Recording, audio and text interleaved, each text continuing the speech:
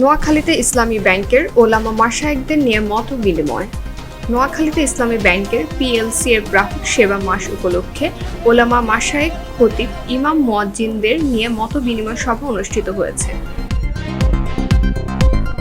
মঙ্গলবার দুপুরে ইসলামী ব্যাংক চৌমুহনী শাখার আয়োজনে অত্র শাখার সভাকক্ষে কোরআন তেলাওয়াতের মধ্য দিয়ে অত্র শাখার অফিসার মোহাম্মদ ইলিয়াসের সঞ্চালনায় ইসলামী ব্যাংক চৌমুহনী শাখার এসএভিপি এবং শাখা প্রধান মোহাম্মদ হারুনুর রশিদের সভাপতিত্বে প্রধান অতিথি হিসেবে উপস্থিত ছিলেন বসন্তবাগ দাখিল মাদ্রাসার সাবেক অধ্যক্ষ মাওলানা আব্দুল শহীদ। বিশেষ অতিথি হিসেবে ছিলেন কাছারিবাড়ি জামে মসজিদের খতিব আব্দুল কবির, কুতুবপুর ইসলামিয়া ফাজিল মাদ্রাসার মীর মোশাররফ মোহাম্মদ মোস্তফা, মীর আহমেদ ফাজিল মাদ্রাসার অধ্যক্ষ Tofael Ahmed, zonal officer SPO Mohammad Maksudur Rahman, Chowmuhani Islamia Dakhil Madrasa অধ্যক্ষ মোহাম্মদ কামরুজ্জামান।